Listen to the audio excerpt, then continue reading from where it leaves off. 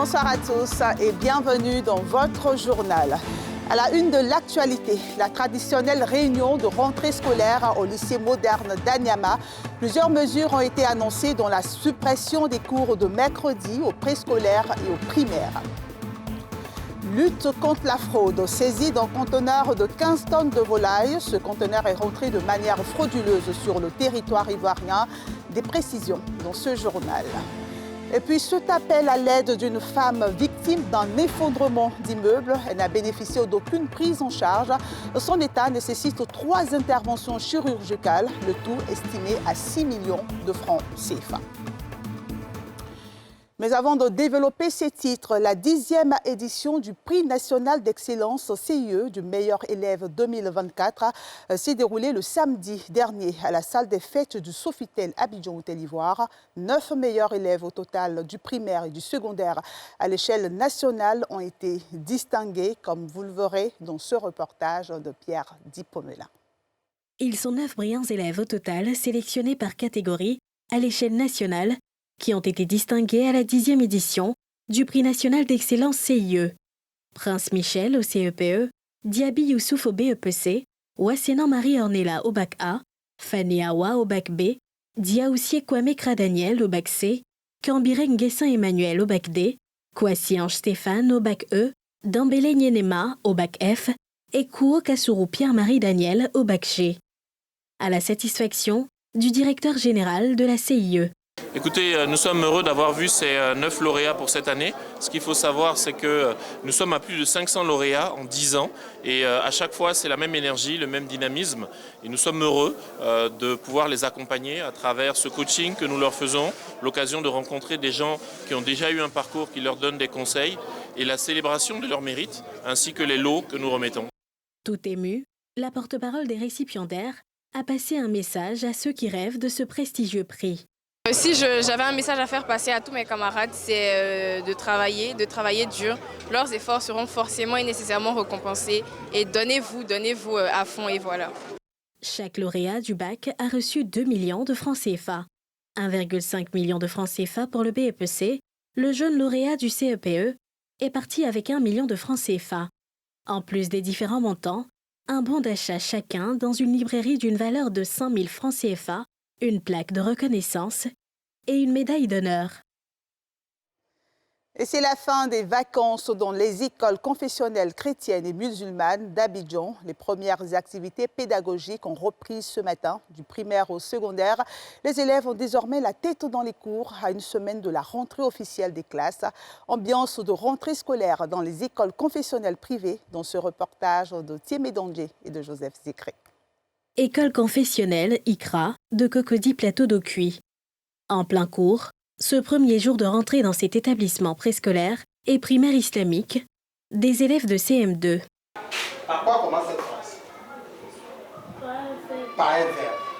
En face, leurs cadets de CM1 qui suivent, eux, le cours d'arabe.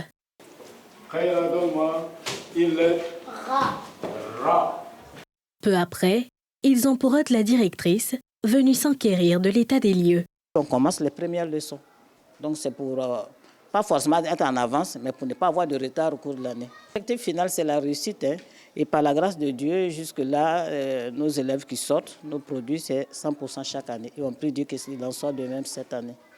Les élèves, de leur côté, ont désormais la tête dans les études et non plus dans les vacances.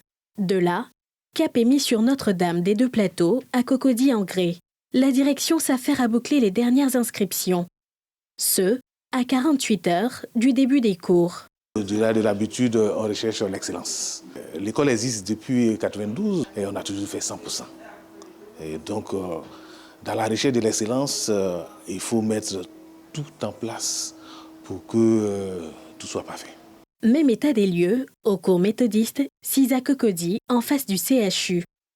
Ici, directrice et collaborateurs bouclent les préparatifs de la journée de lancement des cours, prévue mercredi 4 septembre. Nous avons eu la chance d'avoir de bons résultats en fin d'année et donc nous sommes obligés de maintenir ce niveau-là.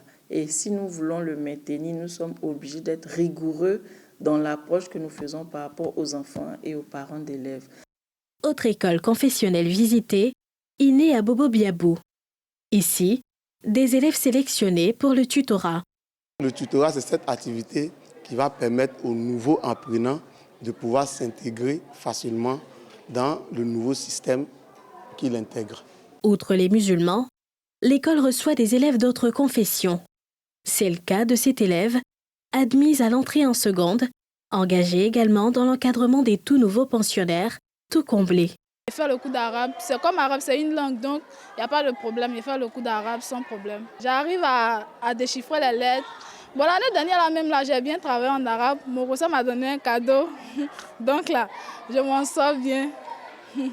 Elle m'a dit que si je viens au groupe confessionnel dîner, je dois être très gentille, je ne dois pas bavarder, je dois être très honnête et puis je dois bien travailler. Côté direction, l'on revient sur le sens du démarrage des activités pédagogiques à une semaine de l'ouverture officielle des classes.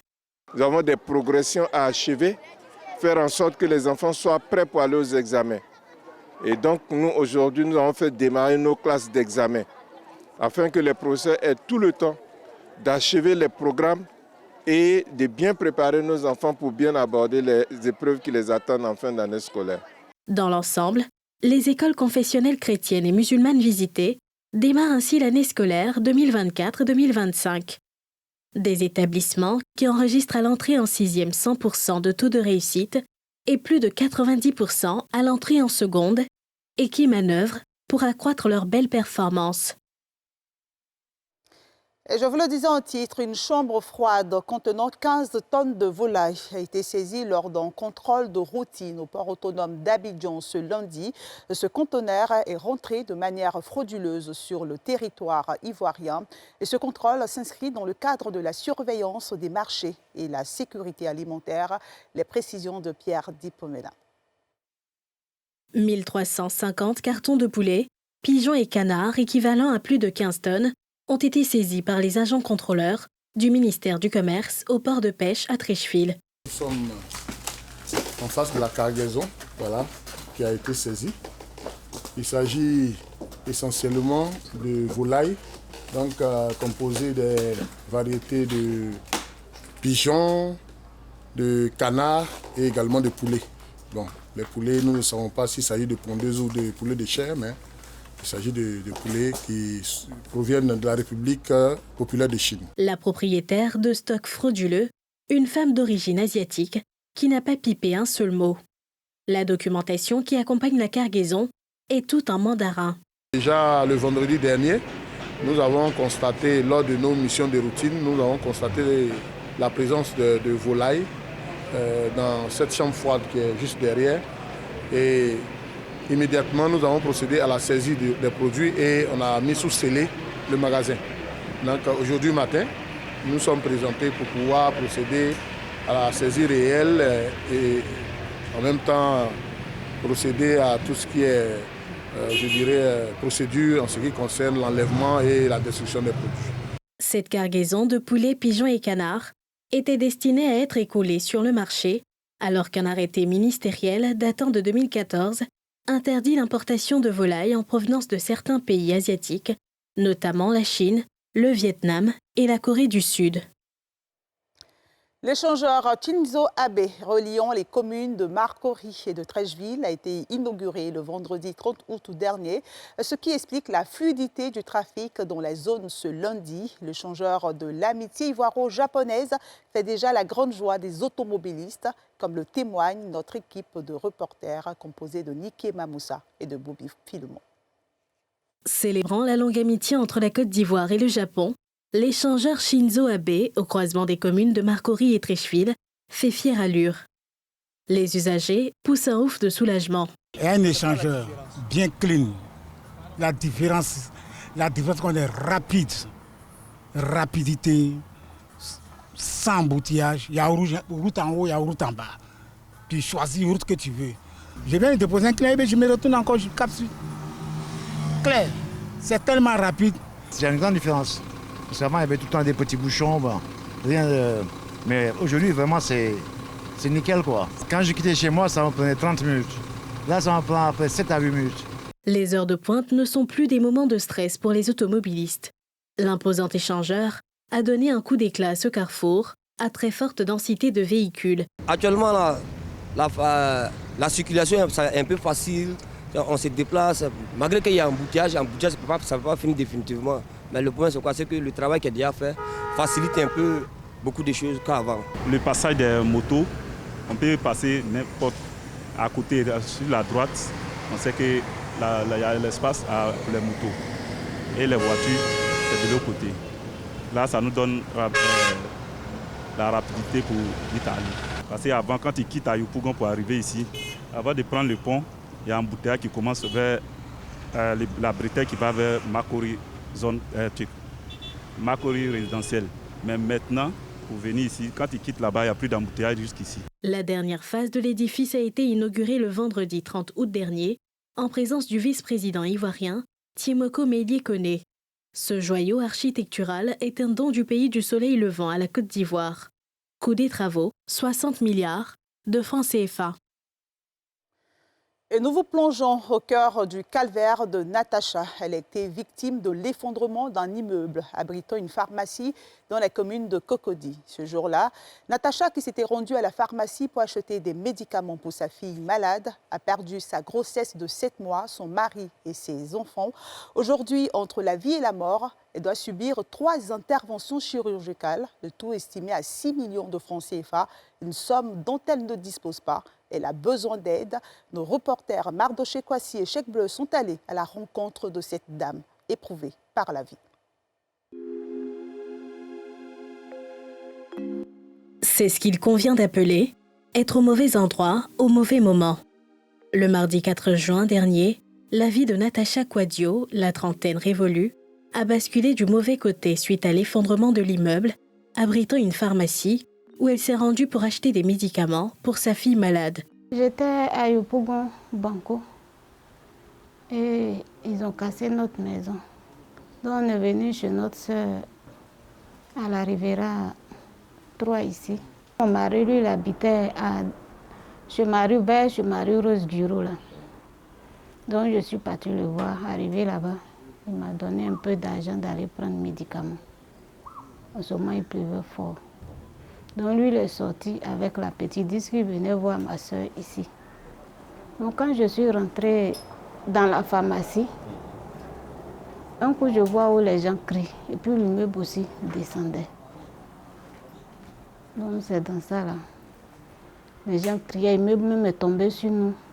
Donc il y a des jeunes qui sont venus casser les vitres pour nous faire sortir. Quand le truc est tombé sur moi, j'ai vu des brûlures sur mon ventre. Ça me faisait mal, il y avait le sang un peu, surtout dans mon nombril, qui est là actuellement, il y avait le sang. Ça me faisait très très mal. La pointe même qui est dans mon sang, c'est moi-même j'ai enlevé. En ce moment aussi, j'étais enceinte de 7 mois.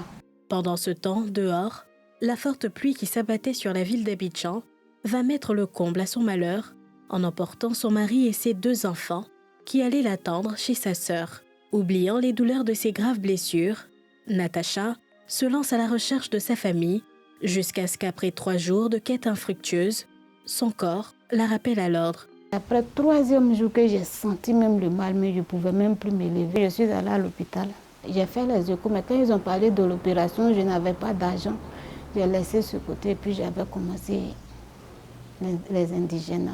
Dans sa souffrance, Natacha s'est même fait escroquer par des personnes se faisant passer pour les représentants de la Fondation Children of Africa de la première dame Dominique Ouattara. Puisque je me lamentais un peu de partout, je cherchais de l'aide. C'est ça, chose comme on appelle. Il y a des jeunes qui sont venus envers moi. Ils disent non, qu'il y a la première dame qui a des fondations ici, qu'on va t'envoyer. Je leur ai dit ok, que actuellement, j'ai ma soeur même qui m'a envoyé un peu d'argent. Je vais aller faire les échos, les trucs. Elle dit ok, il faut aller faire, si ça vient, on va aller donner, ils vont t'aider. C'est dans ça que j'ai fait les papiers, tout. Quand ils sont venus prendre les papiers. Au début, ils m'ont dit que la première dame dit pour décaisser l'argent, il faut que je leur donne 120 000. Comme je souffrais, je n'avais personne, mon mari est mort, mes 2 enfants, je suis enceinte, ventre aussi à pourri, comment faire pour m'aider? Dans ça, je leur ai donné jusqu'à aujourd'hui. Je n'ai plus vu ces gens Je n'ai plus vu mes papiers ni personne jusqu'à aujourd'hui. 2 mois plus tard, l'état de santé de cette veuve sans enfant ne s'est pas du tout amélioré. Aujourd'hui, elle appelle à l'aide au risque de perdre la vie faute de moyens. Donc aujourd'hui, l'odeur fait que je n'arrive pas à aller à la scène. Le sang vient noir. Puis à chaque fois, je saigne. Même si c'est la couche que j'ai portée, même si ça quitte ici de suite, vous ne pourrez pas. Ce qui fait qu'à chaque fois, je suis dans une maison où personne ne rentre, personne ne sort. Et comme ça, je vis actuellement. Je souffre beaucoup. Aujourd'hui, là, vraiment, je n'ai pas d'argent, je suis épuisée, ma famille, tout le monde est épuisé. Donc actuellement, je demande de l'aide pour ma guérison. Selon les spécialistes de santé qui l'ont auscultée, l'état de Natacha nécessite 3 interventions chirurgicales, dont une pour le sein touché, une pour le ventre et une pour la cuisse. Tout ceci est évalué à environ 6 millions de francs CFA. Plus besoin de se rendre à l'école les mercredis aux préscolaires et aux primaires. Les cours sont supprimés ce jour. Annonce faite au cours de la traditionnelle réunion de la rentrée scolaire qui s'est tenue aujourd'hui au lycée moderne d'Anyama sous la présidence de la ministre de l'Éducation nationale et de l'alphabétisation, le professeur Mariatou Koné. Soyons des citoyens responsables pour une école de qualité. C'est le thème de cette année scolaire 2024-2025. Les précisions de Salif Yalekwe et de Tanguy Konan. Anyama, la cité de l'Akola, a reçu ce lundi la communauté éducative pour la traditionnelle réunion de rentrée. Une réunion qui a pour cadre le lycée moderne de cette commune. Membre du gouvernement, dont la ministre de l'Éducation nationale et de l'alphabétisation, professeur Mariatou Koné, qui présidait la cérémonie, acteur du système éducatif, parents d'élèves entre autres, était de la partie. Pour cette nouvelle rentrée scolaire 2024-2025, la ministre Mariatou Koné a annoncé des innovations. Depuis la rentrée scolaire 2021-2022, des mesures issues des recommandations des EGENA étaient entrées immédiatement en vigueur, à la grande satisfaction de tous. Les premiers effets de ces mesures sont perspectives à bien des égards. En effet, 2 ans après la réinstauration de la dictée, la Côte d'Ivoire est devenue championne du monde de la grande finale internationale.